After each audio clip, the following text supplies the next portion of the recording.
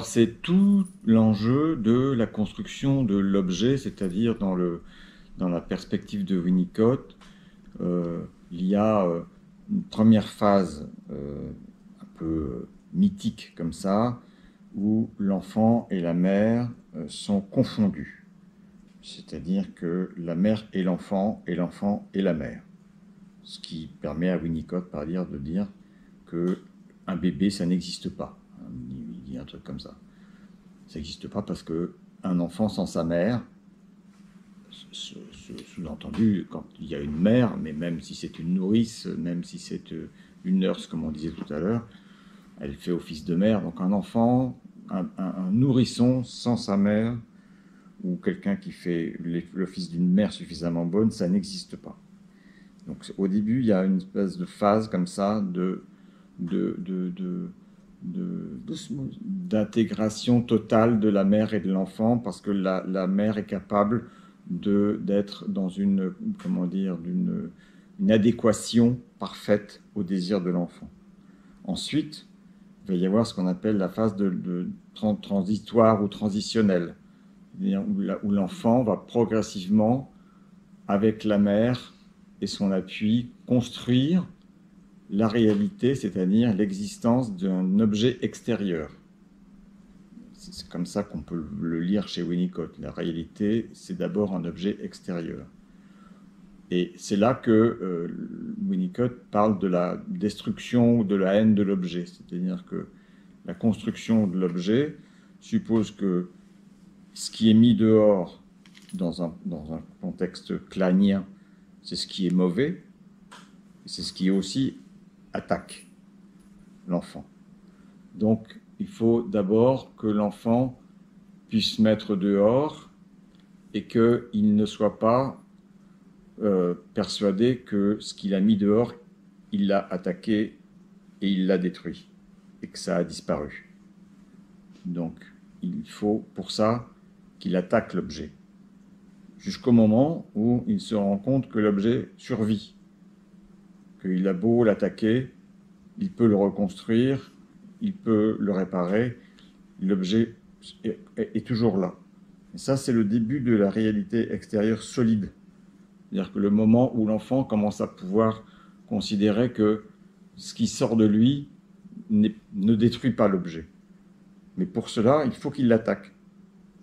Pour pouvoir, l'usage de l'objet pour Winnicott, ça veut dire que l'enfant doit pouvoir attaquer l'objet, c'est-à-dire attaquer sa mère, en constatant d'abord que l'objet survit, et puis que peu à peu, c'est pas la peine de l'attaquer, que de toute façon, il n'y a rien à faire. Cette réalité-là, elle est solide et elle tient la route. C'est la conception que Winnicott a de l'analyste. C'est-à-dire qu'il considère que le patient doit utiliser l'analyste comme l'objet. C'est-à-dire que le patient doit pouvoir attaquer l'analyste et doit pouvoir constater que l'analyste survit.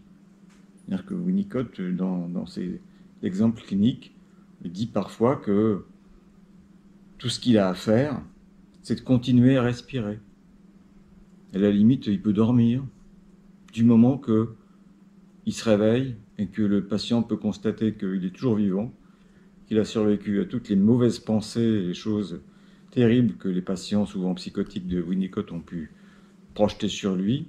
C'est ça qui les soigne, c'est de se dire, ce type-là, ça fait des années que je le vois, des années que je l'attaque, des années que je pense qu'il va mourir et que je vais arriver à le détruire. Il est toujours là, il survit. C'est ça qui soigne les psychotiques pour Winnicott en grande partie, quoi. C'est que l'analyste survit, il résiste. Et c'est ça l'usage de l'objet. L'analyste doit pouvoir être utilisé comme un objet qu'on attaque et qu'on détruit. Ça, c'est quelque chose que vous pouvez retrouver dans l'histoire de l'analyse de Margaret Little par Winnicott. Elle raconte très bien ça. Elle raconte très bien comment elle a détruit le cabinet de Winnicott. Elle a tout cassé. Mais pas lui. Et si on extrapole, on peut travailler avec l'idée que pour les enfants, en fait, ce qui les dévaste, ce qui les rend extrêmement malheureux, c'est lorsque ça ne tient pas du côté des parents. Et une des idées maîtresses, c'est celle-là, c'est il faut que ça tienne du côté des parents. Et c'est quand ça ne tient pas que les problèmes arrivent. Et ça, c'est assez typique de la problématique adolescente aussi. C'est-à-dire que l'adolescent, c'est là aussi la théorie, elle est logique chez Winnicott de l'adolescence, c'est que l'adolescent est quelqu'un qui a besoin que ça tienne. Il va attaquer, traiter ses parents comme de la merde, dire qu'ils sont vraiment nuls, qu'il se rend compte que finalement c'est vraiment des cons. Mais il faut que les parents lui disent pas « Ah bah oui, t'as raison ». Il faut que les parents tiennent, lui disent « Tu me parles pas comme ça, tu restes notre enfant et on se respecte, ça va, tu vas pas, ça suffit ». C'est ça qui cherche l'adolescent, c'est-à-dire que ça tienne. On ne lui dise pas qu'il a raison de tout casser, mais qu'il peut avoir envie de tout casser, il peut avoir envie d'attaquer, mais ça va pas tout détruire.